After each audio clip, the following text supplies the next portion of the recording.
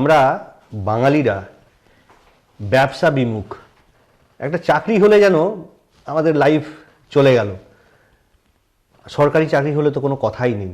বাঙালিরা কি রিস্ক নিতে পারে না? ব্যবসার যে ঝুঁকি ঝামেলা সামলাতে পারে না? এটা একটা প্রশ্ন থেকেই যায়। তো যাই হোক, সরকারি চাকরি হলে তো খুবই ভালো, সেটা যদি WBCS এর মতো গেজেটেড র্যাঙ্ক হয় সেটা তো আরোই ভালো। তো আজকে আমাদের সঙ্গে রয়েছে সাহেব আলী, আমরা তার সঙ্গে একটু আলোচনা করব। সাহেব আলী বছরের 2019 সালের শেষ দুটো দিন ওর কাছে একটা বাম্পার দুটো লটারি লেগে গেছে। সেটা হচ্ছে যে 30 তারিখে যে রেজাল্টটা বেরোলো, 30 December, audit and account service 2017-এ ফাইনাল সিলেকশন পেয়েছে। পরের দিন আবার যে রেজাল্টটা বেরোলো 31 ডিসেম্বর 2018 সালের গ্রুপ এ সার্ভিসে ও রেভিনিউ সার্ভিসে সিলেকশন পেয়েছে। পরপর 2 দিনে দুটো সার্ভিস সে পেয়েছে এবং দুটোই গেজেটেড র্যাঙ্কের। এবং বলে রাখা দরকার যে এই সাফল্যটা কিন্তু একদিনে আসেনি, সাফল্যর পিছনে প্রচুর কাঠখড় পোহাতে হয়েছে এবং এর পিছনে ব্যর্থতার যে স্বাদ, সেই স্বাদটা কিন্তু ও ভীষণ রকমভাবে উপভোগ করেছেই আমি বলবো। কীরকম? পঞ্চমবার ছিল এটা WBCS এর ক্ষেত্রে, পঞ্চমবারে গিয়ে সিলেকশন পেয়েছে, অর্থাৎ এর আগে 4বার সে WBCS গ্রুপ এতে ইন্টারভিউ দিয়ে সাফল্য পায়নি। অডিটের ক্ষেত্রে 3বার, থার্ড টাইমে সাকসেস পেয়েছে। তার মানে হচ্ছে যে আগের 2বার সে কিন্তু ইন্টারভিউ দিয়ে চাকরি পায়নি। 6বার ইন্টারভিউয়ে ব্যর্থতা, সেই ব্যর্থটাকে সামলে নিয়ে কিভাবে লড়াই করে ফাইট ব্যাক করে যে চাকরি সে হাসিল করেছে, সেই সাহেব আলী আজকে আমাদের সামনে রয়েছে।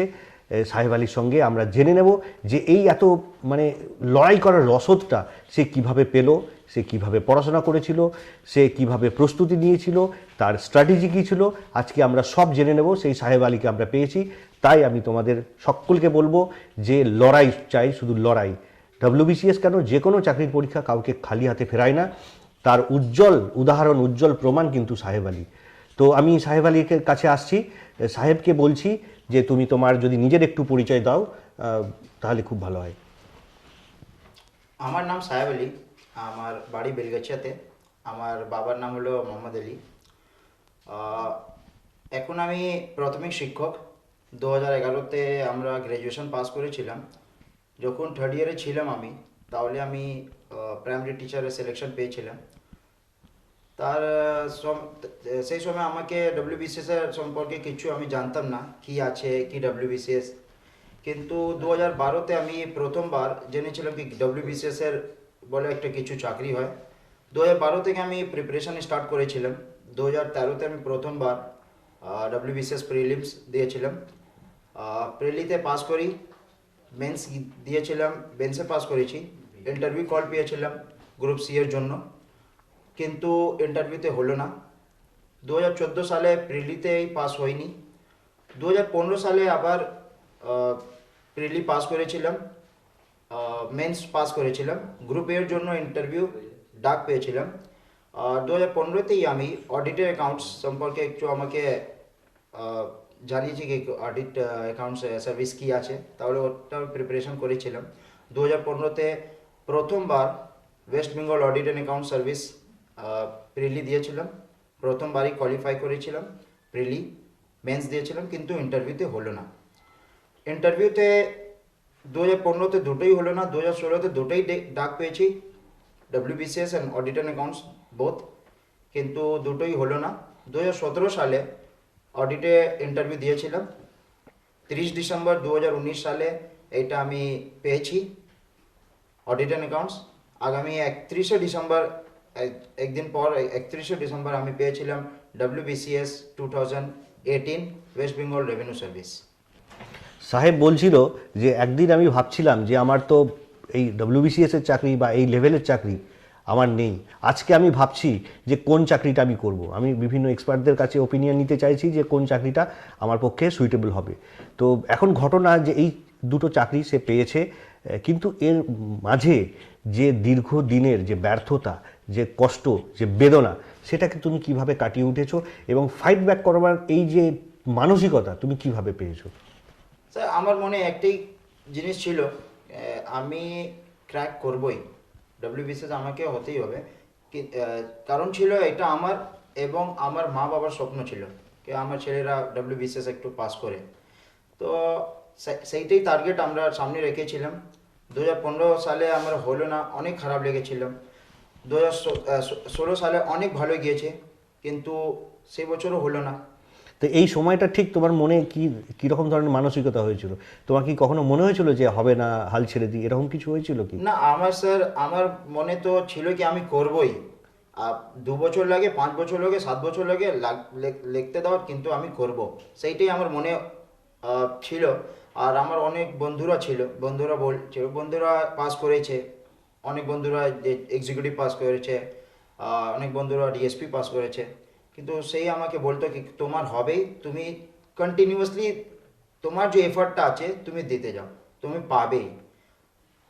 আচ্ছা, একটা কথা বলে রাখা দরকার, যে কোনো চাকরির পরীক্ষার ক্ষেত্রে তো বটেই, আমাদের ব্যক্তিগত জীবনে কিন্তু কনফিডেন্স একটা কিন্তু খুব মারাত্মক রোল প্লে করে। আমাদের প্রত্যেকটা অ্যাক্টিভিটির মধ্যে কিন্তু কনফিডেন্স তার প্রভাবটা, তার ছাপটা কিন্তু ফেলে যায়। তো এখানে দেখতে পাচ্ছি যে সাহেবের যেটা রয়েছে মারাত্মক রকমের কনফিডেন্স, এবং শুধু চাকরির ক্ষেত্রে নয়, আমি বলবো কর্মক্ষেত্রেও সাহেব কিন্তু সেই কনফিডেন্সের জোরে বিশাল কিছু একটা অ্যাচিভ করতে পারবে। আরেকটা ওর কথার মাধ্যমে আমরা যেটা জানতে পারলাম যে ওর বন্ধু বান্ধবরা ছিল কিন্তু ইন্সপায়ারিং, খুব হেল্প করেছে। এই কনফিডেন্সের ক্ষেত্রে একটা কথা বলা প্রয়োজন, সেটা হচ্ছে কনফিডেন্স জিনিসটা হচ্ছে কন্টেজিয়াস, অর্থাৎ ছোঁয়াচে।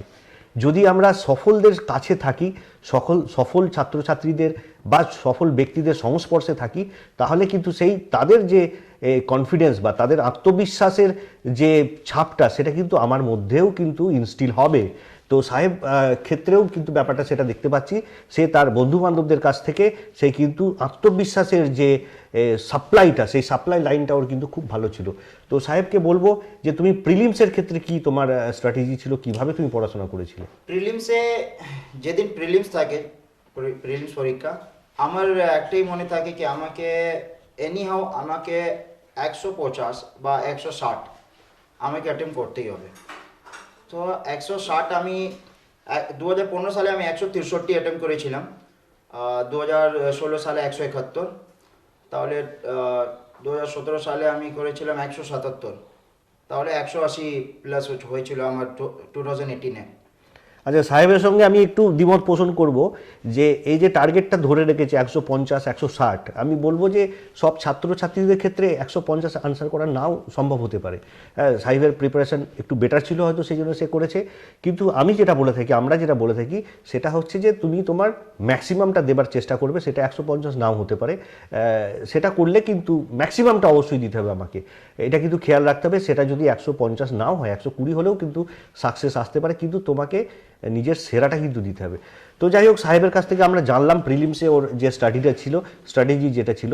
এবার আমরা জেনে নিতে পারি প্রিলিমস বা মেন্সের ক্ষেত্রে একটা জিনিস আমরা খেয়াল করে দেখেছি যে নেগেটিভ একটা খুব গুরুত্বপূর্ণ বিষয়। নেগেটিভ তুমি কিভাবে কন্ট্রোল করেছিলে? স্টাডি যদি আমরা একটু ভালো করে করি, এলাবোরেটলি যদি আমি পড়াশোনা করি, তাহলে আপনি নেগেটিভ অনেক কম হয়ে যাবে আপনার। যদি আপনি শুধুমাত্র মাল্টিপল চয়েস বা এমসিকিউ শুধু সেইটাই সলভ করছেন আর ডিটেলে কিছু পড়ছেন না, তাহলে একটু অসুবিধা হবেই, তাহলে নেগেটিভটা একটু হবে। যতগুলো আপনি স্টাডি করবেন, তাহলে আপনার একটা নেগেটিভগুলো কমবে। আচ্ছা, আমরা কথার মাধ্যমে বুঝতে পারছি যে সাহেব কিন্তু বাংলায় অতটা স্বচ্ছন্দ নয়। তো আমি বাংলায় প্রশ্ন করছি, সাহেব নাই হিন্দিতেই দিক আনসার। হ্যাঁ, সেটা ভালো হবে একটু। সেটা ভালো হবে। তো এটা কিন্তু ঘটনা, যারা কিন্তু চাকরির পরীক্ষার জন্য প্রস্তুতি নিচ্ছে, অনেক আমরা দেখেছি হিন্দি স্পিকিং ছেলেমেয়েরা রয়েছে, উর্দু স্পিকিং ছেলেমেয়েরা রয়েছে, তারা কিন্তু বাংলায় খুব একটা সাবলীল নয়। আমি এখন দেখি তাদের বলবো প্রস্তুতির প্রথম দিন থেকেই কিন্তু বাংলাতে কথাবার্তা বলা, লেখা, পড়া, এইসবগুলো কিন্তু চালু করতে হবে। নাহলে কিন্তু ইন্টারভিউ ডাক পড়ার পর ওই বর্ণ পরিচয় বই নিয়ে স্যারেদের কাছে ছোটাছুটি কিন্তু কাজে লাগবে না। কিন্তু সাহেব সেটা খুব সুন্দর, খুব ভালো না হলেও কিন্তু বাংলাটা খুব সুন্দর স্বচ্ছন্দভাবে বলে নিচ্ছে। এবং বাংলাতে ইন্টারভিউতে কোনো প্রবলেম হয়েছিল তোমার কি? আহ, আমি 2013 সালে যখন ইন্টারভিউ দিতে গিয়েছিলাম, তাহলে আমার বাংলা একদম একদম কানেই ছিল, একদম কিছু জানতাম না। আর শুধুমাত্র পড়তে জানতাম, লিখতে অসুবিধা হয়েছিল, বলতে অনেক অসুবিধা হয়েছিল। ইন্টারভিউ প্রশ্ন হয়েছিল আমার 2013 তুমি সালে। তুমি হিন্দিতে বলতে পারো। 2013 সালে আমার ইন্টারভিউ যে প্রশ্ন করেছিলাম, চেয়ারম্যান স্যার আমাকে প্রশ্ন করেছিলেন 2-3টে প্রশ্ন একদম বাংলাতে। আমি বুঝলাম না কি জিনিস উনি জিজ্ঞেস করছেন। তাই আমি বললাম স্যার একটু আমি স্যার বুঝতে পারছি না। তাহলে তিনি আমাকে ইংলিশে ট্রান্সফার করে একটু প্রশ্নগুলো করেছিলেন। তো আমি সেইটা উত্তরটা আমি জানি, কিন্তু প্রশ্নটা আমি বুঝতেই পারছি না বাংলাতে। কিন্তু 2015 থেকে আমি ভাবলাম না, বাংলা ভালো না করলে হবেই না। তাহলে আমি একটু বাংলা ক্লাসে নিজের দেখে আমি নিউজ পেপার পড়েছিলাম।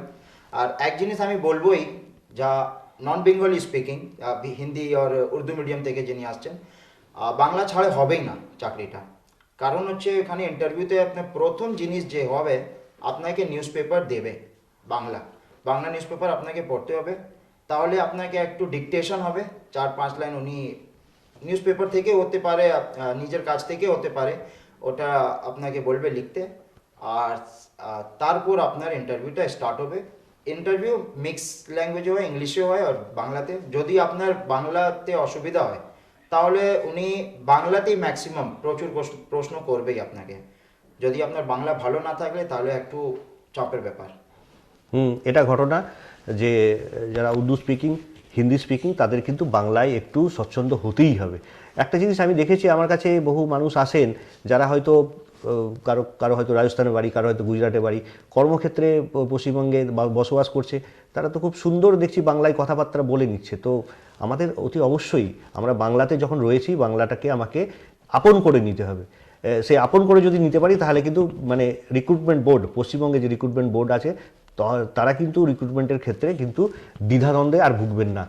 এটুকু বুঝতে পারবেন না এরা বাংলাটা জানে, কথা বলতে পারে এবং বাংলাতে কাজ করতে কোনো অসুবিধা হবে না। এই ব্যাপারটা কিন্তু এনশিওর করা দরকার আমাদের তরফ থেকে, নাহলে কিন্তু চাকরির ক্ষেত্রে সমস্যা হবে। তো সাহেব, আমি শুনলাম তোমার প্রিলিমসের স্ট্র্যাটেজি শুনলাম, মেন্সের ক্ষেত্রে কিভাবে তুমি প্রস্তুতি নিয়েছিলে?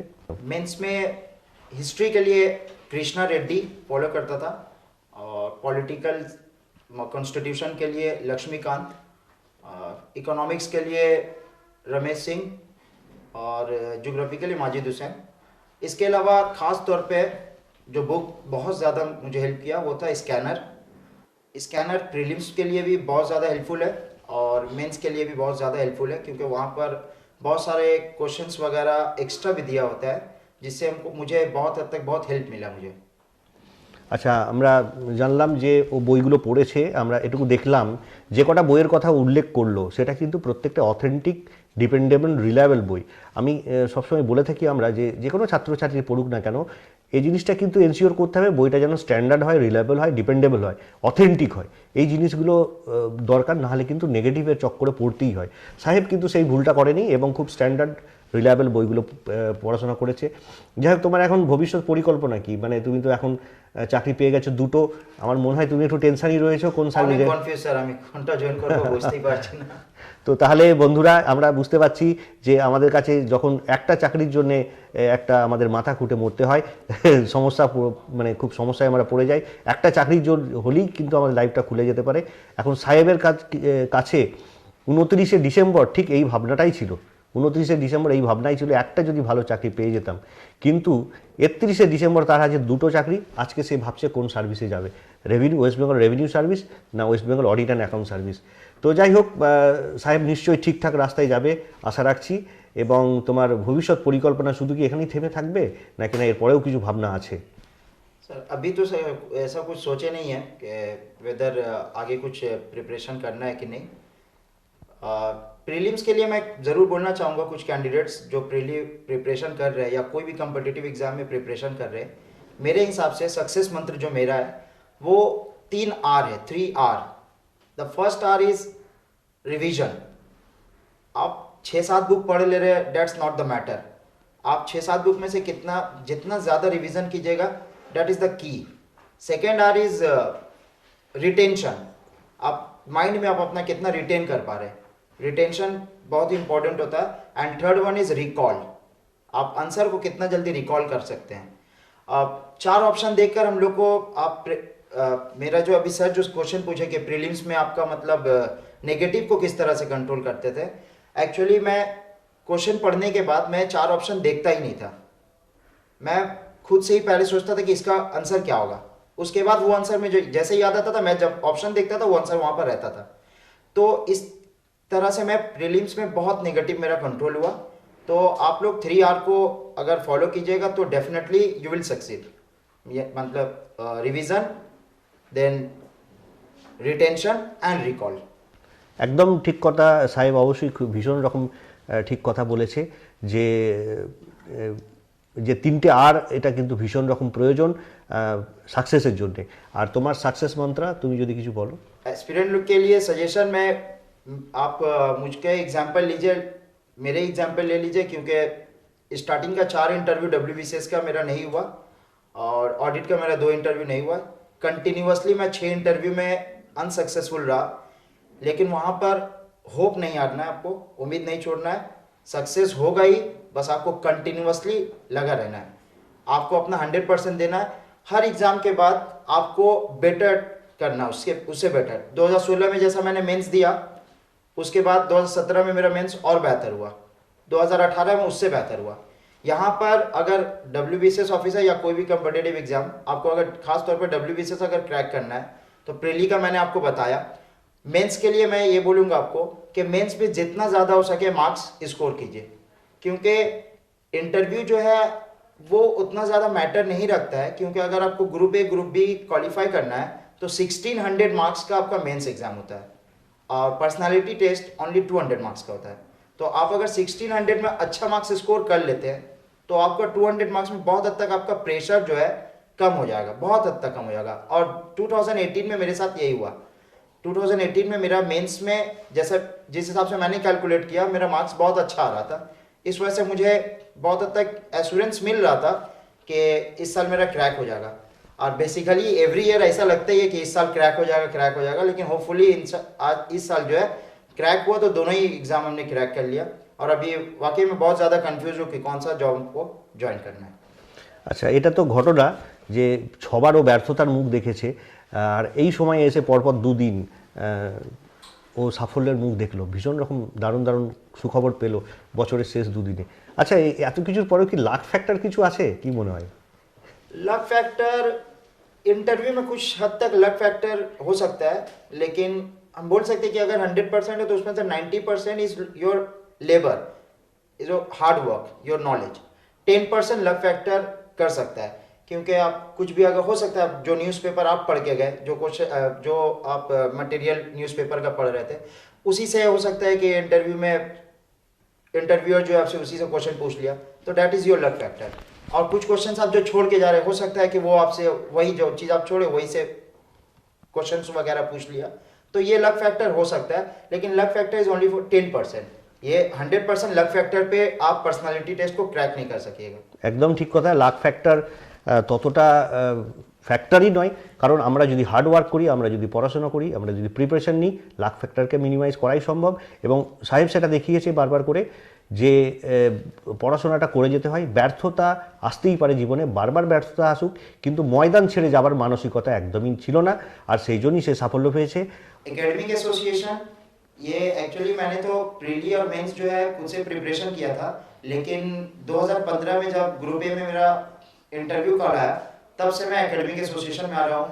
2015 में ऑडिट BCS, 2016 में ऑडिट BCS, सबके लिए मैं यहाँ पर इंटरव्यू देता हूँ। और यहाँ पर मैं एक बात ज़रूर बोलूँगा कि यहाँ की जो फैकल्टीज़ है, मेनली फॉर द इंटरव्यूज़, क्योंकि हम इंटरव्यू दिए तो हमको इंटरव्यू का ही पता है, एक्सीलेंट लेवल पे है। खास तौर पे आतिफ सिद्दीकी सर बहुत हद तक हमको हेल्प किए, बहुत ज़्यादा हमको इंस्पायर किए, इंकरेज किए कि तुम्हारा साहब होगा ही। और आतिफ सर हमेशा मुझसे एक क्वेश्चन पूछा करते थे कि तुम्हारा साहब दोनों में ही होगा, ऑडिट में और BCS में, और हो जाएगा तो तुम कौन सा ज्वाइन करोगे। स्टिल उस क्वेश्चन का हमको अभी तक आंसर नहीं मिल पाया। तो मैं एकेडमिक एसोसिएशन का शुक्रगुजार हूँ, जिसने बहुत हद तक बहुत ज़्यादा ही मेरे ऊपर मेहनत किया। और यहाँ पे जो मॉक इंटरव्यू के जो फैकल्टीज है, दे आर एक्सीलेंट। অনেক অনেক ধন্যবাদ সাহেবকে আমাদের সঙ্গে কথা বলার জন্য। शुक्रिया सर।